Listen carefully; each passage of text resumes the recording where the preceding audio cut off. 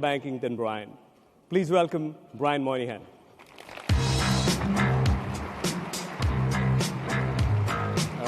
Thank you, Brian.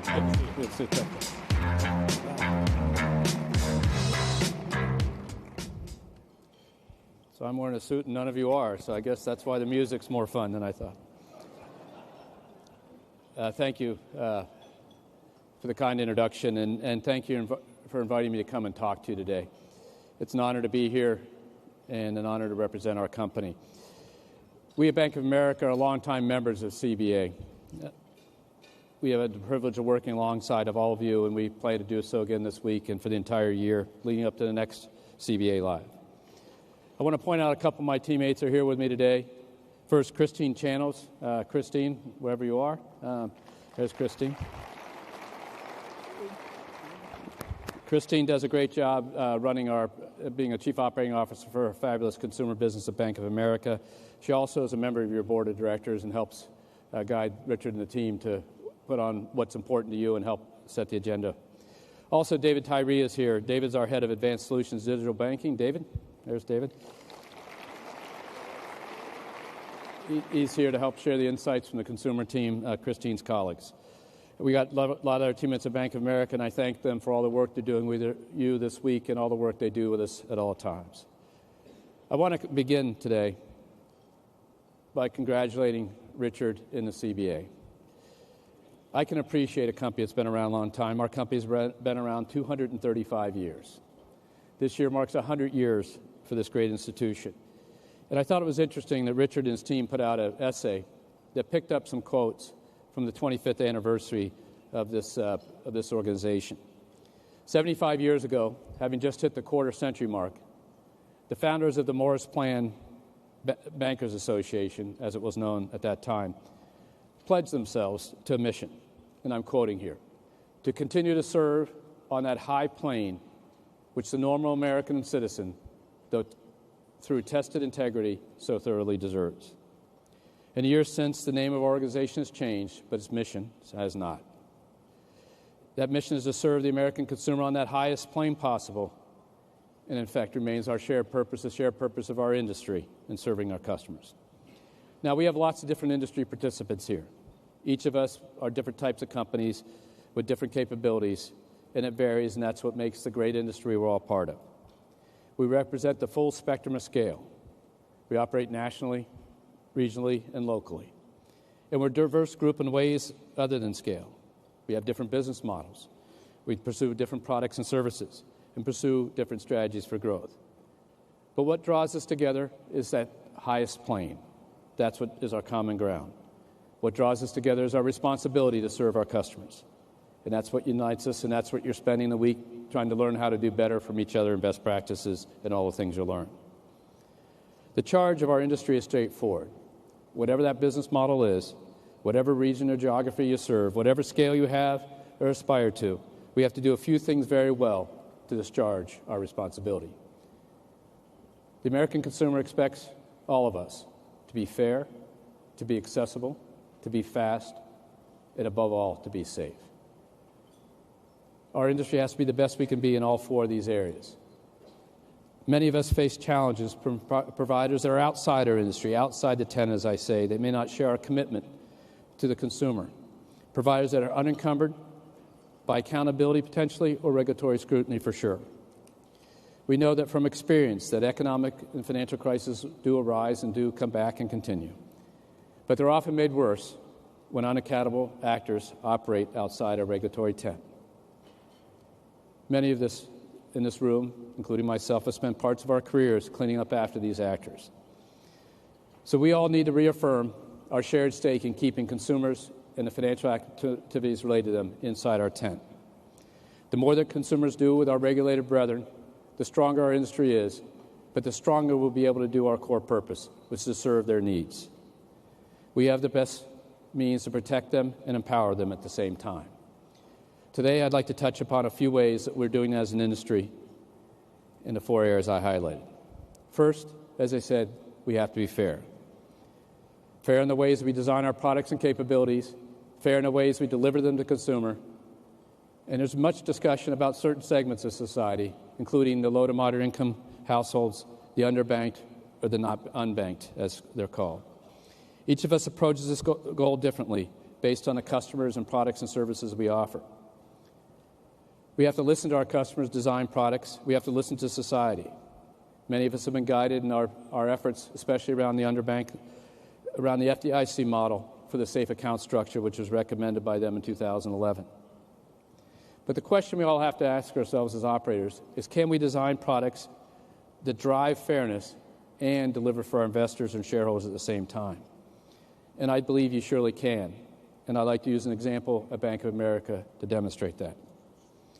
At Bank of America, fairness has been foundational, as it is all your companies.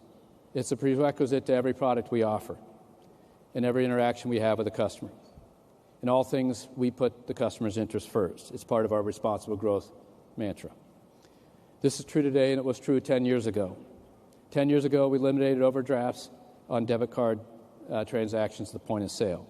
This was prior to the changes in Reg E that talked about opt-in and opt-out. Why did we do that? In 2009, we started to see the stories surface as consumers used the many avenues to move money in their account. The stories were surfacing about the $35 cup of coffee when an overdraft was incurred, when a customer got charged at that point of sale. We looked and saw that these fees were falling disproportionately on a small segment of the customers, and we believed at Bank of America it wasn't fair. So we stopped allowing point-of-sale debit card overdrafts at that point. Over the years, we continued to refine our overdraft policies to push fairness. For example, for those customers who need extra assistance with overdraft protection, we introduced our Safe Balance account, which is consistent with the FDIC standards I talked about earlier. A customer that uses that account simply can't overdraft.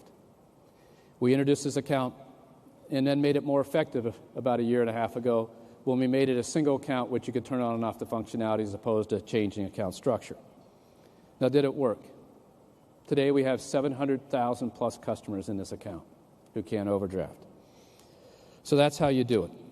Now, how do you meet the other standard, which is to serve our investors? Over the past 10 years, the changes that we made and the change that came from Reg E resulted in $35 billion less in overdraft fees paid to Bank of America. $35 billion. That's a lot of revenue. How do we get there? We changed and optimized our structure. We reduced our costs. We took the simplification, and we're able to bring our costs down to serve our customers on a relative basis by one-half. And that was enabled by being fair to the customer and paying attention to the cost structure. So that's an example of how we at Bank of America and how all you can help us push fairness to our consumers, which is part of the mantra of our CBA in our industry. In addition to being fair, we also have to ensure our industry is accessible. You're going to, as I walked down the hall and saw all the examples and all the people that are enabling all of us to do the great things we do, we have to be excellent in every channel to serve the customers. That means having a great physical presence, whether it's branches or ATMs. That means having a great mobile and digital presence. That means having great phones and call centers. That means all that. And yes, every bit of it. Every bit of it to connect with the consumer in the ways they choose to be served at any given moment, any given time. Now, the mobile delivery is the one that's emerged. The Pew Research Center estimates that 77% of America have smartphones. And what's interesting about it, it's remarkably consistent, whether it's age, income, or geography. The American consumer does more on the smartphone, and so do we in our industry do more on it. Our industry is leading the way in a secure mobile capabilities. We've all built our mobile capabilities to follow the wave of customer change and reshaped our branches and other physical footprint to match that, to follow those customer preferences. So banking still requires tremendously strong physical presence. Every day at Bank of America, 800,000 people come into the branches. But recent analysis by one of our industry association brethren, BPI, demonstrate that banks of all sizes are growing, all the participants in the industry across whether it's urban, mixed, or rural communities. All companies growing across all different types of markets. The combination of digital and physical works, and we can see that. So this is an area of physical presence upon which society is focused, and our industry remains on firm ground. Together, the people in this room, the companies we represent, the teammates we represent, cover virtually the entire American population with local presence. This is an area we know. However, to do that, we also need to make sure our shareholders can support us. And that means we have to continue to optimize those structures and make them as efficient, as capable, especially as customers' behavior change. So Bank of America, we've been leading the charge here, in our view. Soon after I became CEO in 2010, we had a lot of cost pressures coming out of the crisis. In addressing that, we looked at our branch network, and we made a choice. We had a number of branches that we didn't think we could continue to invest in at the rate we should. And so we sought out buyers of those 350 branches. 30 different companies purchased them in all their local communities. And what we tried to do by that was to give those branches to somebody who could use them to build their scale and become stronger and a better market participant. Fast forward 10 years later, 250 of those branches are still open under another industry participant's brand. 100 are open in those communities under a third party's brand who bought that bank, and only 2 have been closed. So we were able to trim and optimize our network while making those buyers more effective and more efficient. So even as we reduced our network, one of the things we paid attention to is our coverage of low and moderate income communities. 30% of our branches today, just like it was in 2008 and 2007, are in low and moderate income communities and will remain so. By the way, the peers of the largest branch networks have the same general statistics. So it's something our industry has done well, and something that the New York Federal Reserve noticed in a recent analysis when they found that residents of low-income neighborhoods are less exposed than other tracts to branch closings since the financial crisis. So we've optimized our branches based on the customer behavior we've seen change. We've allowed as an industry for that digital and mobile to grow, but in all the other channels to mature and grow. But at the same time, we continue to serve those communities which are near and dear to our success. We have a different way a lot of us reach communities and pockets of society that the communities that are difficult to serve. We do that through our community development financial institutions. We've invested more than $1.5 billion in capital into 255 CDFIs so that they can be successful, so they can make loans to residents in their neighborhoods for cars, for businesses, and provide the social capital that's needed to help those people be successful. These organizations extend our reach, and many of our colleagues and many of you participate in the same model. So we're focused on being fair and accessible not only in the digital products, but accessible in the physical products. But to continue to serve today's consumer well, we have to meet their demands for speed. Whether it's approving a loan, making a payment, or making a deposit, customers want to engage with us how, when, and where they want to, with the speed and pace they're used to from other products and services in society writ large. There are many non-regular businesses that are standing aside saying we can help those customers if we in the industry aren't quick enough, fast enough, or ubiquitous enough. They'll help them make payments, they'll help them approve loans. And they mostly sell on the basis of that convenience and that flexibility. So let's, instead of going through all the examples many of you are familiar with, I thought I'd focus in on payments and make a couple points. We in the United States have a tremendously efficient payment system, whether it's through ACH, through wires, through checks, through credit cards, through debit cards, through cash. It is a tremendously efficient system. The consumer economy in the United States is as big as China's economy. It all passes through all of us. When you look at that, it's very efficient. You can walk into any town, hand them this piece of plastic, and guess what? You get something back, a nice meal, a piece of clothing, a bus trip, whatever it is. It's a very efficient system. But even with that efficiency and effectiveness, we know we can be faster, less cost, more accountability to the payer and the payee, and other factors that we need to do to drive commerce today, especially e-commerce. We're seeing new capabilities come out of our industry that offer speed, convenience, and simplicity. We can do better than these products, there's no question. So let me give you a couple examples of how we've done better. First, our industry developed Zelle. Zelle allows customers to move money back and forth between banks. Is fully operational now and is available to all banks in the networks. Zelle enables banks to expand to respond to consumer demand to make those payments. Already, Zelle is multiples bigger than its competitor that's not in our industry. In addition to Zelle, the Clearinghouse has recently developed a real-time payment network called the RTP network, a real-time payment system. RTP enables direct and immediate transfers between accounts, between the payer and payee. Accountable, direct, fast, and good money. It's faster for consumers, more efficient for business, and more sustainable for banks. This product is available today also. It's growing in use and speed. In fact, Zelle has 175 banks up on it. We have 7 million Zelle users at Bank of America. RTP network today works, is operational, and covers 50% of all the transactional accounts in America. Transaction volume is low as it's starting to scale, and we all have to help do that. The network effect when you match Zelle and real time will be substantial, and we look forward to that. But none of this is automatic. It takes us helping our customers learn how to use these products and services that will do better for them. We need to work together to make the payment system even faster, even more secure, even more modern. The companies in this room are trusted by their consumers to help deliver them into that system. And we have a unique opportunity to help our customers engage in e-commerce on a safe and secure basis. In that spirit, the colleagues and I that created Zelle and invested hundreds of millions of dollars and created real time through the clearinghouse have made it a priority that they're operating as a utility for the benefit of the whole industry. And that's what we pledge to do. The modern payment system is a foundation for where we're going as an industry, and we welcome all of you to it and welcome to help us build it. So that brings us to the last. First, we have to be fair, then we have to be accessible, then we have to be fast, and now we have to be safe. Consumer trust can't be lost in our industry. It is the core of which we exist, is the core of which this organization aspires in its mission. As an industry, we all have a stake in each other's security. Right now, the way that evidences itself is obviously cybersecurity. We have the FSISAC, the Financial Services Info Sharing and Analysis Center, that has worked together for 20 years to help us work to defend ourselves against intrusion, cyber attacks, and other things.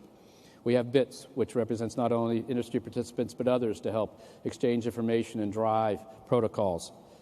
More recently, the larger banks came together with a thing called FSARC, Financial Systemic Analysis and Resilience Center, call it FSARC, to make it easier. And that exchanges information, which we make available to the whole industry once we can sort it out and go after it. Working together, FSISAC, FSARC, BITS, and all the groups drive the cybersecurity competency of our industry. And the more we work together, the better we're at it. And when the threats materialize, we ensure that the information gets out to all of you, as it recently did with some major software providers, and we were able to get the information out to all of you. Collaboration like that, working together for our security, will make our people inside the tent, our industry participants, far more effective in helping the customers. So in the end of the day, the central point around which everything I've spoken about today rotates is the basic concepts: fairness, accessibility, faster and safer for the consumer. That's the shared goal we all have. There's been a lot of talk about the differences between our banks, big, small, and all the things about it. But in reality, there's no division like that. The division in our industry is those who are inside the tent, like we all are, and those who are outside. And our job is to make that tent as efficient, as secure, as fast, as accessible, as cost-efficient for our consumers. The CBA has been leading us in that for 100 years. And I look forward to another 100 years where the CBA helps us serve on that high plane for the American consumer. Thank you.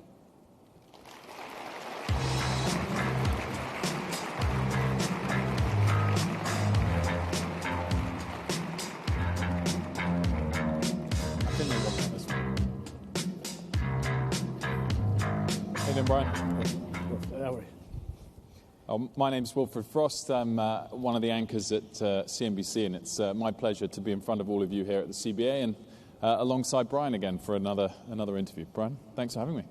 As I always say, if you have any questions about Brexit, Wilfred's the first one to ask. He's messed it up so far. So it's all my fault. I hold my hands up. Prime Minister Theresa May is about to make a statement, so I'm sure another mind-numbing development that we'll have to focus on. So you can say that with that accent. I couldn't, or else I'd be in trouble. Yeah, well, I can say it probably not live on TV, so lucky it's a different environment. There's already 1,000 people out here, I'm sure. Yeah, 1,000 people. Nobody will tell anybody, right? Don't tell anyone, exactly. Okay. So, Brian, you're just saying fair, accessible, fast, safe, and that your responsibility is to serve the consumer.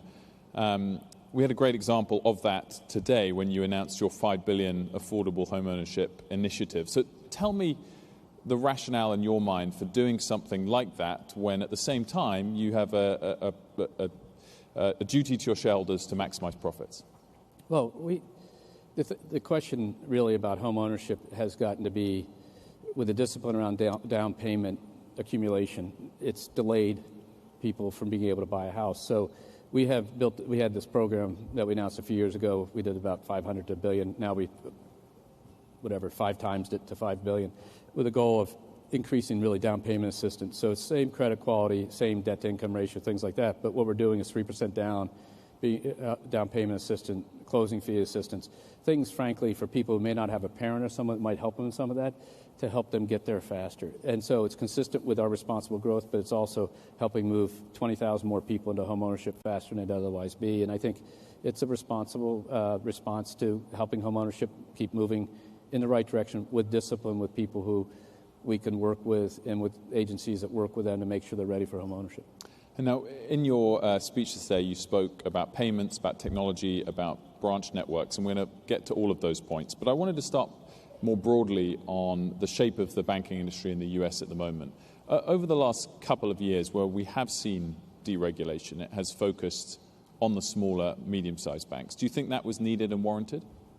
I think we, the large banks, were always a proponent to not to visit the requirements we had downstream in size, because if smaller banks fail, and they do, at the end of the day, the FDIC is very used to dealing with that. I think 750 have failed from the financial crisis forward.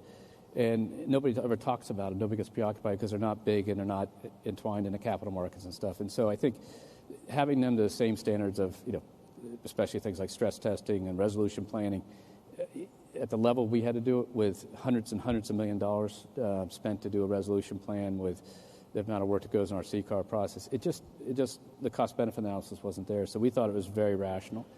I think we got to be careful when we let people outside the tent, and I think when it isn't a regulatory burden, it's just, well, let's see if we can let somebody do something we wouldn't want other people to do, because if a bank's $9 billion and $11 billion, it shouldn't be that different. So we've got to be a little careful about where this starts and ends. But I think the idea of basic regulation being tailored, fitted correctly was a great thing. And frankly, the top players in the industry supported it. So get it done. Remember, at the end of the day, the FDIC insurance burden falls back to the industry, which we're 15% of. So it's in our interest you run your company as well as it is in your interest, because if you don't, we end up paying for it.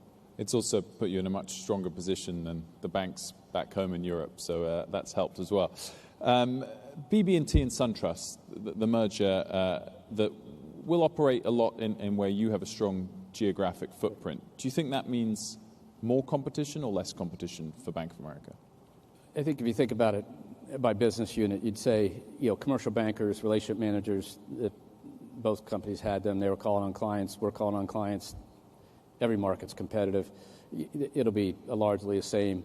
What will happen potentially on the consumer side, and this is from what Bill and Kelly have said, they're trying to do, is they're trying to get scale to build new products and services, which I think that'll be good for that company. And I think, I spent the first 10 years of my life as a head of M&A and strategy for a company that made a lot of acquisitions. I believe in the acquisition to scale model. I believe also that you can play, like Webster, we sold some branches to in 1992 or 3 to Jim Smith and a team that Nitin works for.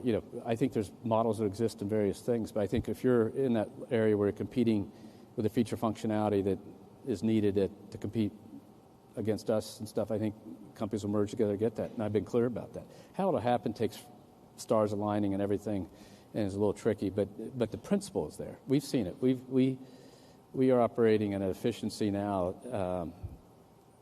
that is as good as it's ever been in things like consumer banking, commercial banking, that shows the scale helps. But by the way, other banks are operating at a high efficiency too, so you can do it different ways. But I think if you're sort of in the middle, you need to move, and that's what happened. Do you think the regulators will see it in the same positive light that you do and approve this and allow further consolidation? I think they'll have to do that. I don't bet on regulatory approvals or something like that. It's not. We can't buy anybody, so it's not really a relevant question for us anymore. But I think in terms of, getting through the process and stuff, I hope they get through and get it done fast, because I think, frankly, nobody should be hung up on these regulatory approvals. That's a basic standard that we all agree to, I think. One of the factors that Bill and Kelly mentioned as the rationale for that merger was to spend more on technology, something that you and the fellow big six banks have been spending a lot on. How important is that as a differentiator in the next 5 years?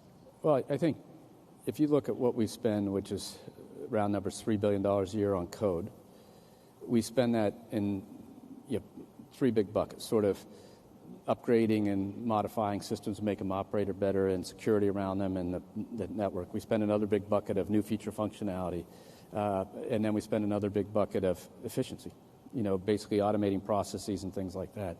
And so I think, it's nice to have the budget we have to spend on all those. It helps us drive it. I think on a relative basis, every company has it. But I think the real key is we think to make the business models sustainable in banking, you better be investing 3 to 5 years out in terms of what we call simplify and improve, or operational excellence, because it takes that long to get the work done. And if you're not investing in that, I think you're forgetting that you're going to need the money as the economy is not as fast as we'd want it to be, or not. You're going to need the money. So I think the necessity of spending by big companies is there because the customers demand it, and we need it for the efficiency and effectiveness and to re-engineer the process.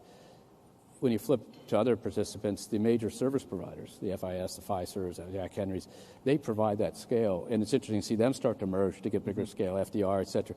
That's going on because you see them wanting more scale to be able to deploy products and services across this wonderful group of clients for them out here. And they provide services to us too. So it's kind of an interesting thing, because people look at the bank and say, what do you spend? But some are getting leveraged by the third-party providers that provide services. Banks like us, it's hard to do some of the core stuff with them, so we have to do it ourselves. But we're in a technology business wrapped around a great bank, and that's going to be the future of what we do because the customers demand it. It has nothing to do with anything I think about all the time. It's just you follow your customers, and your customers now are demanding all these capabilities. Take commercial banking, this thing we have called Cash Pro Mobile. I ever thought a treasurer would need to initiate a payment on his mobile phone. As a treasurer for a major company. Mm-hmm. We had $1 billion payment initiated on a mobile device. And you're saying to yourself, you wouldn't walk back to the computer to do it. But I said, wait a second. When I sit in front of my computer, often I'll type on my BlackBerry because I'm actually faster to do it than I can pulling out the computer and doing all this stuff. You still have a BlackBerry? I still have a BlackBerry because I can type. 20 years of typing on a BlackBerry, I not want to learn those other non-touch keyboards. So. But if you, and I'm one of the few people who still has one, so thanks for embarrassing me. But you did it yourself. Yeah. But if you think about it, that makes sense. This is how they conduct their daily life, so of course they want to initiate. Mm-hmm. Now, it's just as secure and everything else, but it's sort of, when they ask me about that, now that's a capability that you're building for a set that is not your natural outcome, but you're following them. That's the point. So, in terms of more broadly then, is the banking industry dealing with the threat from tech, and will it deal with the threat from tech better than some of the other industries out there, like media, like retail, which have seen much more disruption? Is tech, in fact, enhancing your business rather than disrupting it? I think we saw the issues probably earlier on as an industry, and we probably got ahead of ourselves, frankly. And so if you go back and look at a lot of the people out here have been around for since the late 80s, early 90s, and you started to see the ability to, AOL and things like that to actually get internet access. It was dial-up, it was clunky, but you started saying we need these capabilities. And we all started building them probably far in advance of the consumer demand, honestly. We all put a lot of money into the things that many of us did. And you sit there and said, what changes that is a smartphone? Because you went from a $2,000 computer and how to get into the internet that way to I have it on a phone that I'm going to have for all these other reasons. Mm-hmm. And I think, so we were kind of in there, and so I think we kept up with it. So I think that helped us more as an industry that we were entwined it. And then, frankly, the regulation of our industry also makes it harder to participate in, just because you got to have a charter and you got to have real capital and you got to make money. Because if you don't make money, if you're being graded on your earnings quality, which is one of the things we get graded on our regulatory environment, how can you have an earnings quality if you don't have earnings? Think about our company, and we earned $28 billion last year, and we're rated decently on earnings. You say, holy Toledo. If I were losing money, I'd never have a Camels and now the new rating system. Mm-hmm. So I think there's various reasons, but I think our industry got into the technology because we had more technology operational. The thing that we all have to do is study what the customer demand that's driving the change, and then make sure we're responding to it. So speed of loan underwriting. I can tell all of you, we all had to sit there and say, holy Toledo, these people are underwriting loans a lot faster than we are. We got to figure out how to get ours to an acceptable level. And we all started doing that. Payments, as I talked about, same thing.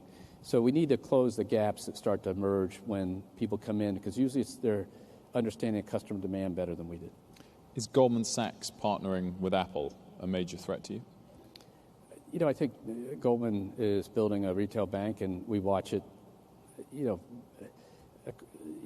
are very strong partners with Apple in a lot of ways, and if you look at Apple Wallet and what happens in it, we have been a major part of that since the beginning, and so they're all a threat to us. Everybody's a threat to us. I wake up every morning paranoid about who's trying to wipe us out, but I think they're threats we can handle. On that point, though, I mean, there's been some JVs between banks and tech companies. Obviously, Apple and Goldman is a high-profile one. Do you see it as, and you mentioned you partner a bit with Apple yourself, do you see this more as a cooperation between the two industries going forward rather than outright competition? Are we past the point where one would threaten the other? I'm a member of the thing called the Federal Advisory Committee, which is a group of banks of all different sizes. And we were asked this question by the Fed, what are the models? And I think the most recent sort of publication, the fellow wrote it, kind of laid out the 3 or 4 different operating models. One is to use technology. Another is to build it yourself. Another is to partner. And a third is to provide services to the standalone tech people as banks providing. And I think all those models will merge. I think when you're our company, you have to be as competent as all the models that could come up with. Do we partner with people? Absolutely. We partner to get technology. We partner to, whether it's Kensho or something like that. We partner on the data side. We partner with Bloomberg on the data side. You partner with Thomson Reuters. Then you go to Broadridge and all those in the broker-dealer side. And then, so we don't, Salesforce on the client management side. You can go through and see all these partners we have that are tech-oriented. I think the difference will be, are you going to have somebody else's front end introduced to your balance sheet, so originate loans that you'll take. You see some models like that. Or are you going to enable people's deposit accounts? You see some models like that. For the bigger companies, those aren't really games we can play. We have to be into the business direct to the consumer, and especially at Bank of America, that's what we 100% believe. So we do not engage in anything like that. It's not because we're head in the sand. And not because we don't partner. It's just because we believe we learned a lot of lessons about not having the direct consumer relationship when you end up with the asset. Let's just say that was a crisis. We will not be in that position. Part of the reason I asked that is because you do now have an AI voice assistant on your banking app called Erica, the end of Bank of America. You can ask for... It's not the end of Bank of America. It's not the end of Bank of America. The last 5 letters. The start of a new age of Bank of America, named by the last 5 letters. Exactly. Anyway, my point was going to be, you can ask Erica questions that don't even relate to banking, like what's this restaurant available times, movie times. I mean, that makes me feel like you're pushing into Apple space or to Amazon space as opposed to just doing things that enhance a banking experience. That's sort of the structure. But what it really, really provides value to our customers is it enables customers to do something on their own that would have taken them a little more work to do otherwise. So when you back up about technology, one of the things that people forget about is it takes voice recognition, it takes artificial intelligence, machine learning capability, it takes network speed and systems architecture, and it takes data that's stored in a way you can use it. So at any one moment, the 7 million people who used Erica, or 7 million, like 7 million, could ask us a question about any one of their transactions. Our mobile banking is 110 systems. The customer's not going to wait 5 minutes for us to come back to them. So think about, you start with a voice recognition. We had to go to Stanford to do a different language because even though we ask those questions, if you ask Google, what's my balance, you're not going to get the same answers you want as a bank, right? Because it might talk about yoga classes or something else. So we had to do that. Then we had to build a answering machine, so to speak, the way it analyzed problems. Then we had to make sure the data was readily available. But then we had to have a network that could feed into the public networks at a pace that when a person's driving 55 miles an hour down a highway, and asks a question into their phone, the passenger, we can come back and answer it. And so just noodle on that. Think about that. And so it's a combination of all those things. So even though it may have functionality like that, it's really geared at, what's my routing number was a call we used to get, 6 million times a year at the call centers. Everybody knows the routing numbers at the bottom of the check. You know why? Because you all work in banking. Anybody outside this room doesn't know what you're talking about. And so when they go to pay the kids' tuition, it says, give me a routing number to draw from your account. They call up and say, what's my routing number? What's the same number for every customer? It's not proprietary. It's printed all over every place. So, Erica, if you ever asked, what's my routing number, say, do you need to know your routing number? 6 million calls went away. Now, think about that. That's what you're trying to drive at. So now it'll get more fantastic. The insights about saving and learning, those are great. Those will take time for customers to get used to how to use them. But the real thing is, how much did I pay for X service? What recurring payments do I have? Those simple questions which I'd have to scroll through or think about or figure out on the bill payment how to go find the person. You just ask the question, and I use it. It's pretty fantastic that way. And I think it's the way consumers interface with technology is going to be through voice. That's what it really does. Back to quickly to the Apple Goldman Sachs question. You didn't sound like you have felt very threatened by it, but do you think it increases the level of competition in the card space? More clear kind of return of cash to shareholders? I'm not sure how much more you can increase the competition in the card space. It's a very competitive. We use our card business thought process as part of our integrated relationship strategy. So the way we play the business is slightly different. Our rewards are geared at having other relationships with us. It's a unified rewards program. So we've taken a position that is different than a monoline card issue or a card issue product. So I think, yes, it introduces more competition in an industry which is extremely competitive as we speak. Yet it's still good business for our company and for the industry. But yeah, it's another competitor. But in the end of the day, don't think this is going to change the course of history. You got Citi, you got Chase, you got ourselves, you got Capital One, you got Wells and the big guys, and then you got all the different card arrangements by all these other teammates out here that it's heavy competition today. How do you think about your branch network these days? And is the need for a branch today much lower than it was 5 or 10 years ago? For certain reasons, to deposit a check.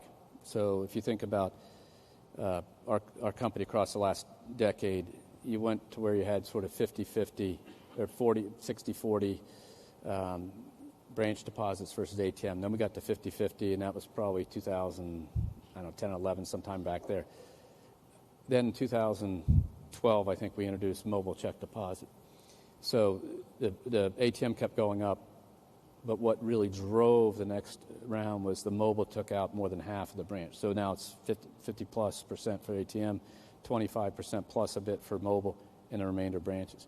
So the branches are not doing that anymore. What they're now doing is solving different kinds of questions. So 800,000 people come tomorrow. You have to have both. The branches are bigger. They have more people in them.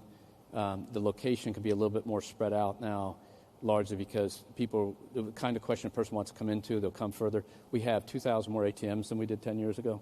So we've added ATMs, and we draw on the ATMs out of everything that is not consistent with a branch network. So inherently, you probably have 30% more ATMs out there. They have higher feature functionality. So you're trying to figure out all ways of distribution. We have automated branches. We have drive-up ATMs. We have, and you're trying to use them all. And the branches will be critically important in all that. But what goes on is far different. And and what goes on now are, for lack of better terms, more difficult, deep client needs as opposed to here's a transaction and get out as fast as I can. That has shifted dramatically and will continue to shift. If you were starting again today from scratch, how many fewer branches would you have if it didn't involve the cost of removing? We had 6,100. We're down to about 4,300. The number moves around a little bit now, but what's happening is we're building them and consolidating them. So first quarter, we put out, 15, 20 new branches. We'll rehab another 150, 200 or whatever it is, and then consolidate some into it. So I think net it'll drift down a little bit, but we're also building out, Pittsburgh, Cincinnati, Columbus, Salt Lake City, Denver, Indianapolis, Lexington. We got a lot of places we're building out, so it'll shift. And then even within a place like New York City, we're deploying new branches while we're consolidating them in. So I don't ever give a number because, frankly, if I said it to my team, they'd say, well, if we get there, who's going to leave us alone? I'm not. And and you get the outside world focused on that number, and you might say, hey, if it's a revenue-generated outcome, you'd want us to have 2,000 more branches. The question is, can they generate the activity of the style and of the type that will produce the customer relationship you want? The proudest thing I have about the branches all through this transition, we now have the highest scores in those branches. The team's done such a fantastic job. The highest scores we've ever had. And that while all this transition going, that's pretty amazing. And they've done a great job. You mentioned some of those cities you're expanding into. Why the geographic, the regional expansion now?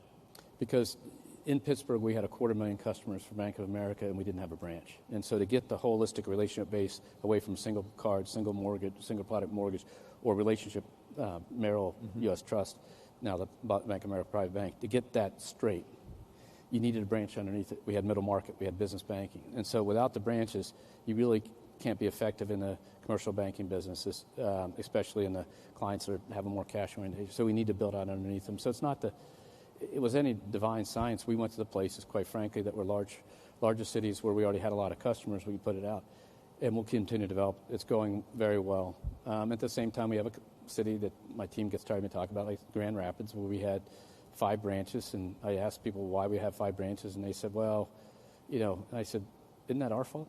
And so now they're building them out and adding to them. We should have 15, 20, whatever it is.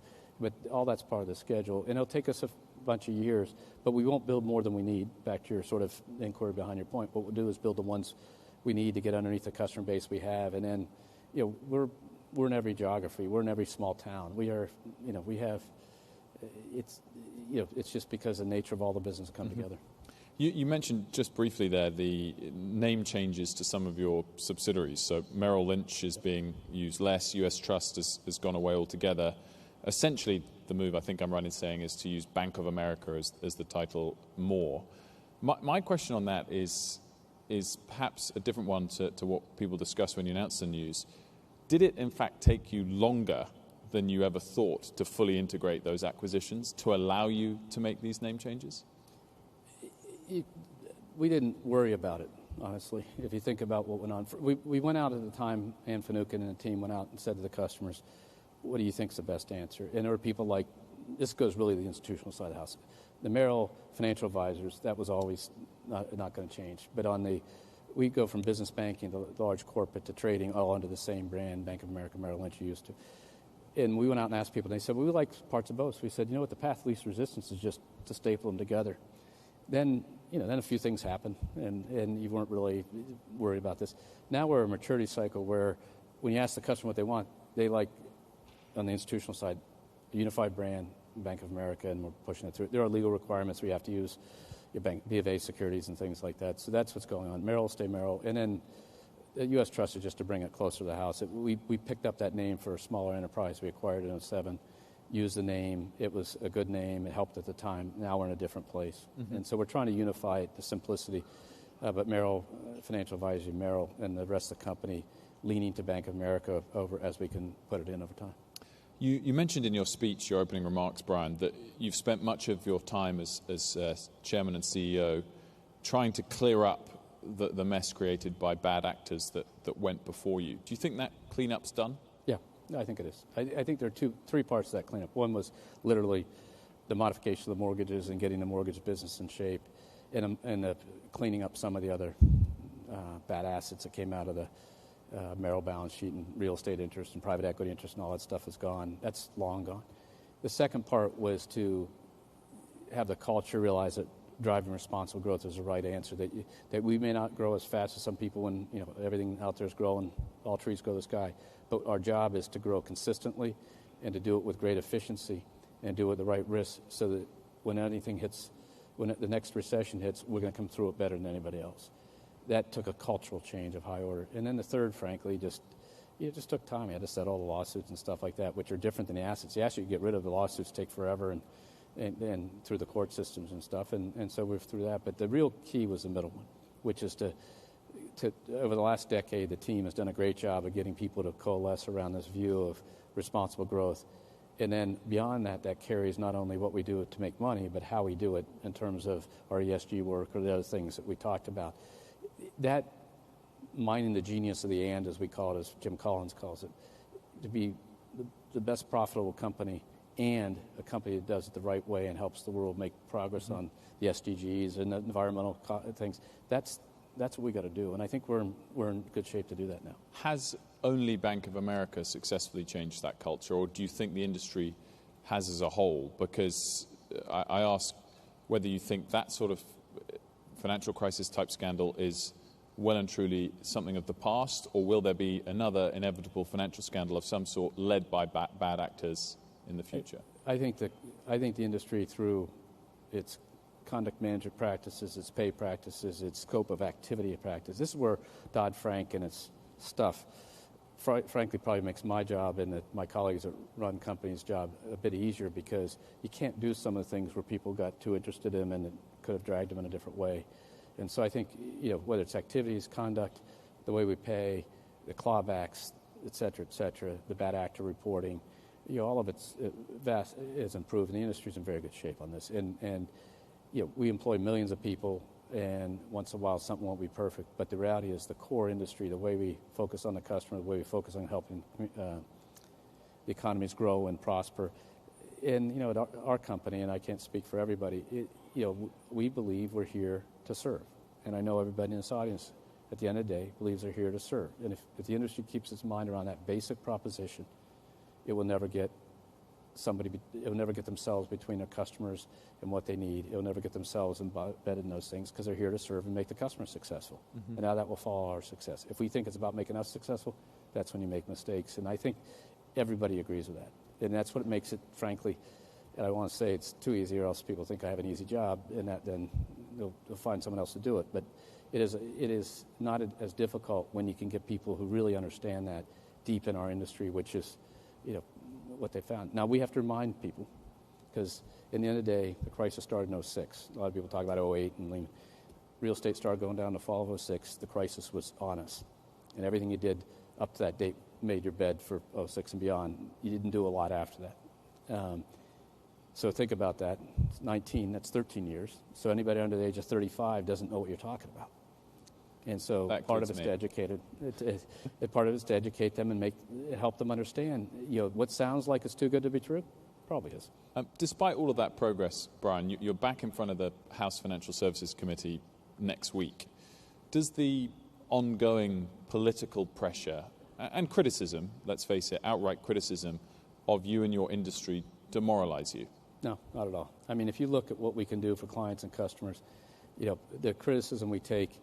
Society has a right to comment on our industry because we sit with the trust of American society in our companies and in our consumers that we serve. So society has a right to comment. We are products of the communities. We are formed by the communities. And that's why one of our core tenets is we share our success with our communities. And so I think society has a right to comment. Now, I think society did a good job to get the pendulum into place. And frankly, part of what I was saying earlier was to get more people inside the tent.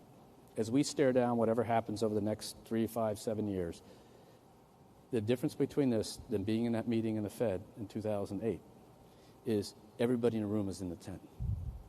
They all have the same capital rules, the same liquidity rules. At that time, 3/4 of people were in that room that we were trying to figure out what we could do were not in the tent. They were not governed by the same rules. They hadn't had capital requirements. They had leverage at 30, 40 to 1. Things. So the good news is, society has spoken, pushed us in, so they have a right to comment because of our special trust. But on the other hand, all that's made us a better industry. They have to remember that with some of the new entrants, that not being in the tent as a fintech company is no better than not being in the tent as a broker-dealer. Well, Brian, it's always a pleasure to talk to you, and particularly this extended chance for the last 30 minutes. I'm sure everyone here will want to join with me in saying our thanks to you, Brian. Thank you. Thank you, Brian. Good to see you, Brian. Doing it. All right. Thank you very much. Thank you. So, Brian, thank you very much for your comments. Now, we happened to notice when you were in Davos last time, you were doing these interviews outside without a coat. What were you thinking? I'm trying to make people like Wilf be embarrassed to have to wear these big fuzzy coats and try to stay warm. So, well, I'm going to tell you this. We would like you to wear this or consider wearing this, the official CBA vest, when you're at Davos. Well, there we go. I'll try that, Richard. Yeah. Thank you. Yeah. Thank you. Brian Moynihan, thank you very much. Thank you. Thanks, Richard. Listen. Also want to thank Wilfred Frost. Thank you very much for your time coming out today as well.